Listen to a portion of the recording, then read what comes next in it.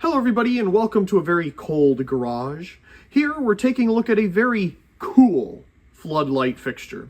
This is not your standard fixture you would find here in America by just going to Home Depot, Lowe's, your local hardware store, online, wherever. This is a European style fixture. And you'll see that here by the manufacturer, or well, you probably already saw it in the title of the video, of the fixture itself. So let's go right ahead and start taking a look around. So picked this up at the Restore. It was on some type of sale. I got it for $18. They like putting stickers all over everything, but even if it was $25, $95, I would have definitely picked this thing up because I think it is so rare to see here in America. So the front of the fixture here, of course, is the light itself. We have a kind of like a drop lens style refractor going on here, not doing much refracting obviously, and then kind of that dimple style reflector inside. Very common design for European fixtures for sure. And we have our medium base socket here on the side, and you can see that is an American style socket. It's not one of these standard ones you'd see in Europe, at least as far as I can tell from this angle. So we have two screws here at the top that'll let us into the fixture itself, and a hinge here at the bottom. Speaking of the bottom, we have this outlet here for our wire. Now it's pretty common for floodlights like this in European countries to be mounted directly on the wall and then have the wire go to an electrical box that is next to it. Whereas here in America, we usually have the light mounted directly onto or over the electrical box. So you don't see this as often over here in the smaller style of fixtures. Now you can get some bigger ones, you know, 250 watt and up and things like that here in America, where we definitely do this. But on smaller ones, you don't see this as often. Now, of course, LED fixtures on Amazon and wherever else are doing this quite often. But for a pretty standard high-intensity discharge floodlight like this, at least here in America, it's not usually this type of configuration. So that's pretty cool. And let's get a side profile here. So you'd mount this on your wall or wherever you'd like. And you got your ballast housing and the floodlight itself. And you can see here it's got some scratches. I don't think this thing has ever been used. I'm not sure where the original box went, but it wasn't there at the Restore. So definitely the box is long gone, and so is the bulb that was inside of this thing. But again, that's not a problem. We have bulbs. Now let's finally take a look at the back here. It is a THORN EMI Sonpak, S-O-N-P-A-K. That is their version of saying high pressure sodium in the European area over there. So I'm sure everybody that's watching from that area and seeing that, they knew exactly what it's already talking about. But we do have high pressure sodium here for, you know, us here in America that are more used to seeing that rather than SON. It's a standard S62 70 watt high pressure sodium lamp, and this particular model is the OTS 70/1. Very cool. So Thorn definitely had a division here in America. It looks like it was THORN EMI in Fairfield, New Jersey. That's very cool. Let's just get a nice up-close look at that sticker one more time. Very basic, but it gets the information across that we need. And of course, Underwriters Laboratories. And that's pretty much it for the outside of the fixture. It's very basic, and I'm still trying to figure out in my head if this is aluminum or plastic. I haven't figured that out yet. Now, looking at these scratch marks here, it looks like it might be a white plastic that has a bronze coating on it, but we'll see when we open it up here. I think we'll have some stories to be told when we open it up. So we need a Phillips screwdriver, it looks like.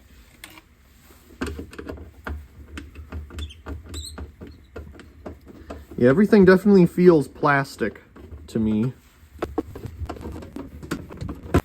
So we got the screws loosened up. Let's go ahead and swing open. Oops, that fell out. Well, they're definitely not captive, or at least this one is. Let me find that before I lose it. So here's a look at the screw. Definitely looks to be some type of stainless. It has that slightly darker look to it than a standard metal screw would have. So I'm thinking that this is definitely not made to rust, which is good. We don't want that. So you do have a nice gasket going around here. Looks like it just comes right out, and it looks like it's molded specifically for this shape. Kind of feels like a soft, it's not rubber. You know, if you were to tear it open, it would be a kind of like a foam or something, but it has this coating on the outside of it to make it more look like rubber, I guess you could say. That's what it feels like to me anyway. So let's push that back in there. And what I'm real curious about is what we're going to find underneath here. What ballast manufacturer did they team up with to make this fixture? Or is it a European style one? I'm hoping it's European style, but I'm way doubting it at the same time. I don't think so. It would be very cool if it is, but again, we'll see. So it looks like all we need to do is loosen up the screw, and we can slide this back. Oh, the whole thing does. Okay. And it looks like it's supposed to come out, but to be honest, the lock washer here is preventing that. It's just too big. So we'll just take the whole thing out. And it looks white, so I think the suspicions are true. This is a plastic housing of some sort. Okay, are we ready? This is my first time seeing it too. Here we go. That is not what I was expecting. I thought we were going to see something cool right off the bat. Nah, we got a cover covering it up. But looking at the corners here of what appears to be the ballast, it's definitely not a European style ballast. That's a bummer, but it's okay. I mean, it is for the American market over here. So we have our wire coming in right here on the fixture. Again, you can see it's that plastic white, and they just sprayed the outside bronze. We have our socket here, which does say pulse rated on it. It's just on the other side. You can't really see it. It is a very thick plastic, though. Very thick. That's nice. Okay, we have 2 more screws here to take out to get to the ballast, so let's do that. I'm assuming the ballast is on this type of tray, so you can take this out and access it without having to work in this tight environment at the very back of the fixture. Let's see what we got.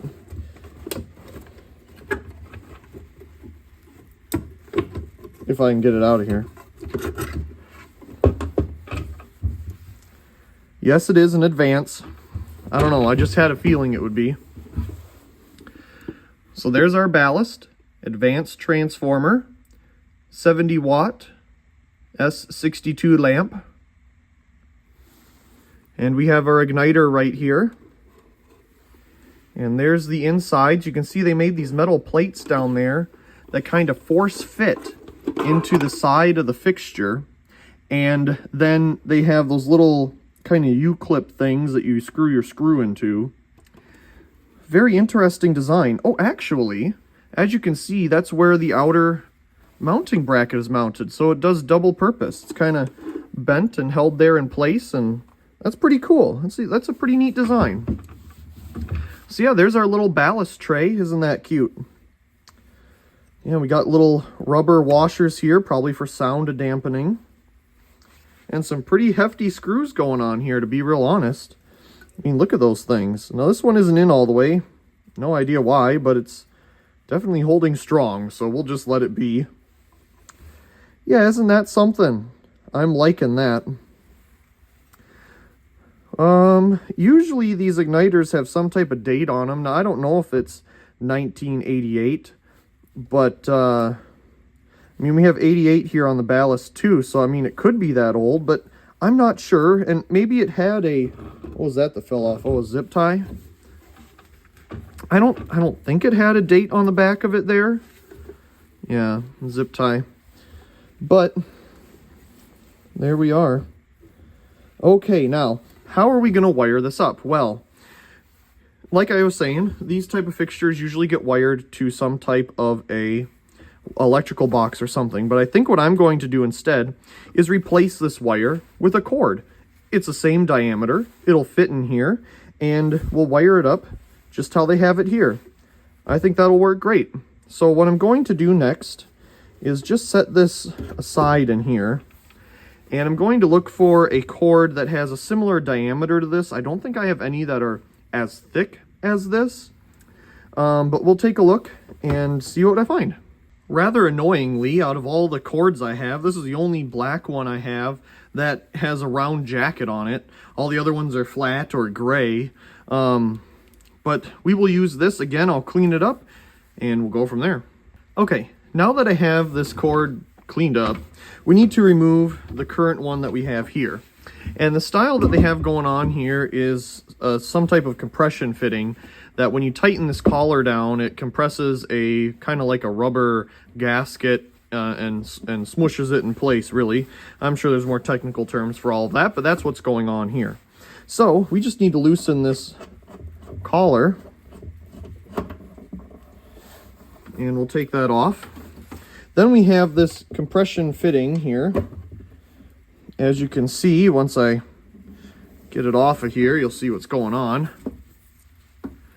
It's kind of like a wedge shape, and when it's pushed in there and there's pressure onto this top ring, it just smooshes it out so that it can hold the wire in place. So we'll open up the fixture here, and now we just need to undo the wires inside.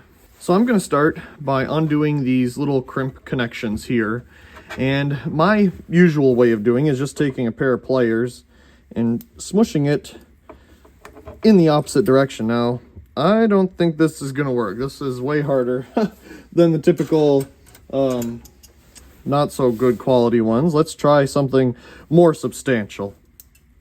Oh! Okay, well that went flying somewhere. But it came off. Hit the fluorescent light above. Thankfully it didn't break it. But that allows me to, preserve these wires. And they're in fine shape. See, there we go. And then let's see, we have the neutral here, which is right here. We will do the same thing and probably get the same type of show. Ready?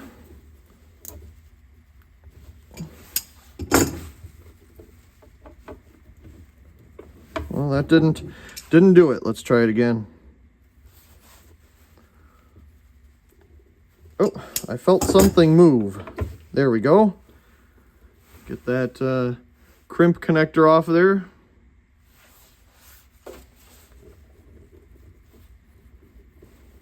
Okay, there we go. This is the neutral for the bulb. We'll just twist those wires back together. And same for the one here from the ballast, the common. Of course, our 120 volt. And now we have our ground here, which is screwed on. So let's loosen that up. It looks like they're just the kind that slide on and off. Yep, they are. And it looks like, where does that ground go? Oh, it goes to the metal of the socket here. Because the fixture being plastic, I'm not sure really where that needs to go, why it makes any sense. Okay, so now we should be able to, we'll just close this up, pull this wire out, and we'll definitely save that. It can always be used for another project. And now we have our new wire here. We'll put on the collar first, then we'll put on the compression style fitting thing, and this wire is smaller than what it's supposed to be. So what we're going to do is once we get further along, we'll wrap it in some electrical tape to get it up to the correct diameter, and that'll help it out. But at least those two items are on there before we get too far along and find out, oops, we forgot. Because that does happen. Happens plenty. Let's feed some extra wire through here. And again, we'll twist these up. These were already stripped and done from a previous project. And we will definitely need some wire nuts here. Definitely not what would be used in European countries, but we're going to use them here because they're cheap. So we have our neutral here again, and these two go together, so together they shall be. And then we have our neutral here that we will also twist together. Let's see if we can get a closer look at that. Why not? You know, hey, we have this fancy zoom feature. We should probably use it a little bit. There we go. And we'll twist our wire nut on there. As you already know from my other videos, I like to give everything just a little tug and make sure it's in there. We don't want it coming out. And now we have our 120 volt. And to be honest, that looks a little short to me. I don't know why. I'm just picky about the certain length of wires. They just need to be a certain length, I feel, or else it's just either too much or not enough. So let's get that going here.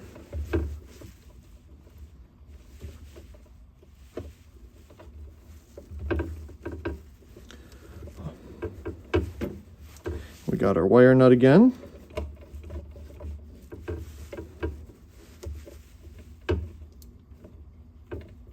You can feel the wires twisting together in there. Again, a little bit of a tug just to be safe. And finally, we have our ground wire here.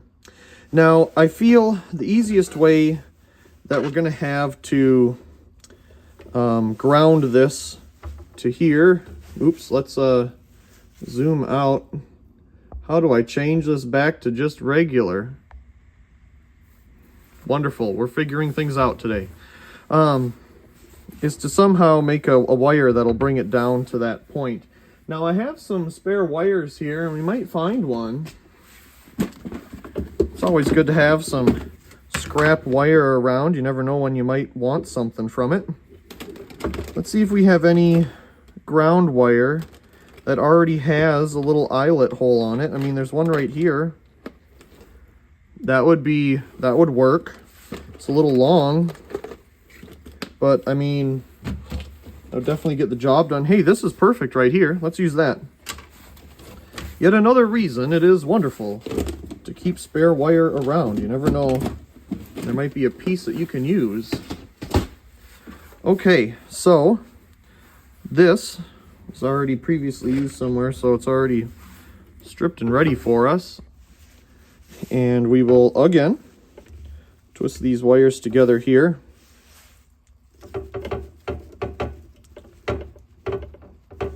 And a little bit of action there. Okay, there we go. That wasn't too bad at all. Now, it'll sit like this in there. And we need to still put back on the ground wires. So this one does not have the luxury of sliding in like this one.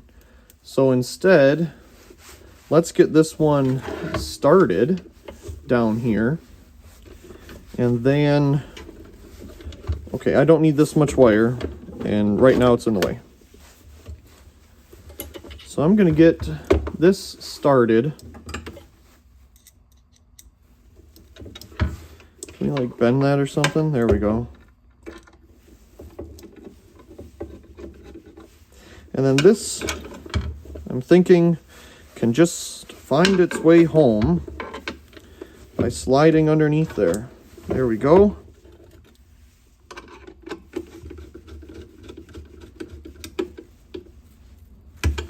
Wonderful. Let's zoom back out. And now, this needs to be remounted into the bottom of the fixture. So I'm going to turn this around so we can hopefully get a better view of doing this. And we have this little gap here for the wire to come down in. How does that get in there? Does that come down through the same hole? You know what? I'm gonna have to pause for a second and see how the wires for the socket got in there. After taking way too long to get this ballast tray back into its compartment at the bottom, we're done. Thank goodness. That was really annoying. I was not expecting that, but it's in there. And I put some electrical tape here just to, prevent the wires from potentially rubbing on the ballast tray. And, why not? So, speaking of electrical tape, let's take a look at the outside here for a second. Now, we need to put together this wire holder thing on the outside again. So let me get that up here. And this wire is obviously too small, and you can see right through, the hole here. So what we need to do is wrap some electrical tape, and I'm going to do it as close as I can here so that there's not too much, bulging inside. And then we'll just get it in there. So I have some electrical tape here. Got to get the good 3M stuff. If you're using like off-brand stuff, that stuff's terrible. There's some other brand that electricians use, but if you're getting the really cheap stuff, no, don't get that. It's garbage. You want something of quality. So I'm going to just wrap this thing, quite literally, until it is of a thickness that it can accept that grommet thing much better. Go a little bit more. Sorry, that's right at the bottom of your screen. Okay, I think let's do one more. I'm just kind of pushing it on the end here. Okay, I think that should be good. So I'm going to cut off the excess there. Now see, that made the wire of a bigger diameter. And now we can take our little rubber grommet thing here and work it over the top of that. And it should go on further. Just gonna mush it on there. You see how the electrical tape is working? It's filling in the hole there. There you can see it right now at the end. So we got it. Nice. Now that that's on there, we can put this back into its home and tighten it up. And that will provide a nice firm fitting grip on the connector there. See? Not too bad. Of course, I could have found the correct diameter wire, but you know what? When I get cords for free, I cannot complain. That looks very nice. Let's zoom back out. Now that that's done, we can focus back inside here, and we will get our reflector assembly put back on. Let's just take a quick look at the back, just in case there's any interesting things to note. Not really. It's pretty typical flimsy metal, but it doesn't need to be, super thick and sturdy for, reflecting light. We just need it to reflect light. So I got the screw here again. Let's get it started. There we go. Hey, it's coming together. Now we just have about 1 million of these obnoxious stickers to take off. Sometimes they come off nice, but it doesn't look like they're going to play nice today. It looks like they're going to leave a lot of residue behind, or paper behind. One of the two. And the hard thing with these little sale tags is, like many places, they got little rips in them, so you can't, take them off without them getting destroyed. I'll try this one too. And then I'll probably need to use some type of dissolver to get rid of the rest. You don't need much.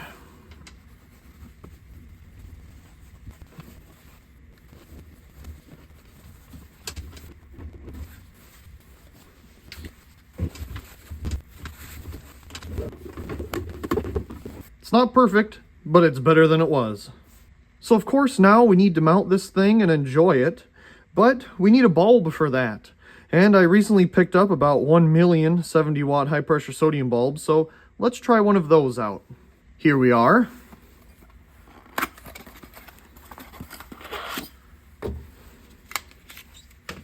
Very simple. Look at that weird construction there at the top to hold the arc tube. Can't say I've ever seen anything like that before. And there's the etch. Yeah, a very, very simple, basic design. Let's open it up. I'll put the bulb in here. At least it has a support at the top, the dimple. A lot of them don't. See if I can get it. There we go. So we will take our screw here that had decided to run away from us, and let's close it up. There we go. Bulb installed. Now we'll put it up somewhere and enjoy it. And here it is, all mounted up. Very cool. Take a little look around.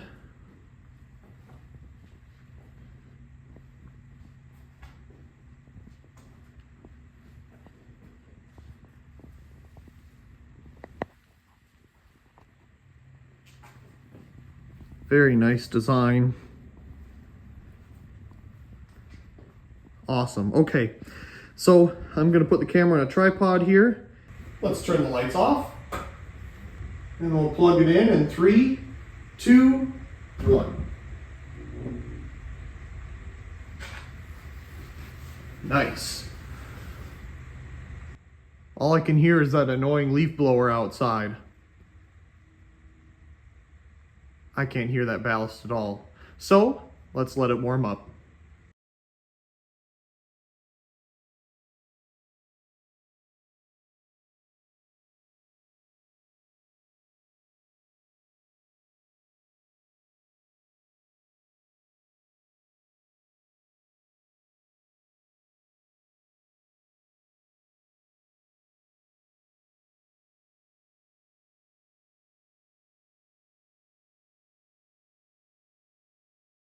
Okay, I'd say we're definitely at full brightness here. I haven't seen much change in it, really. So let's go ahead and see how well it's lighting everything up. It's definitely a very nice wide area floodlight. It doesn't have like one concentration in the middle, more like a spotlight or anything. It lights everything up in a wide area very nicely. As you can tell, kind of in the middle here, it's brighter, you know, than the edges. But you can also see, given the design of its plastic drop lens looking refractor cover here, some of the light does get refracted up, as you can see with the line here on the ceiling, just right out the edge of the fixture itself. But we do have very nice lighting here, very even. There's not like splotches of it anywhere. And when you want it to cut off, it most certainly does. Again, a little bright right here at the edge. Again, just due to its refractor design. Overall, I'm very impressed for a very cool fixture. Let's take a look directly at it there. Usually, at least here in America, when you see something like this, it's usually halogen. So high pressure sodium is unique to see with this dimple reflector design.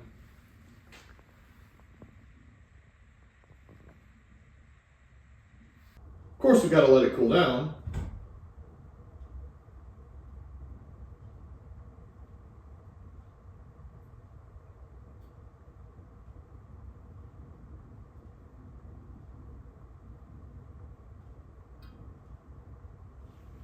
I really do hope you enjoyed this video of this THORN EMI 70-watt high-pressure sodium floodlight. This thing is incredibly awesome, especially being a European design fixture here in America. When I saw this thing at the Restore, I picked it up immediately. I definitely wanted to get it and share it with all of you, and here it is. Once again, I really do hope you enjoyed this particular video, And also please comment, rate, share, and subscribe. Thank you very much for watching.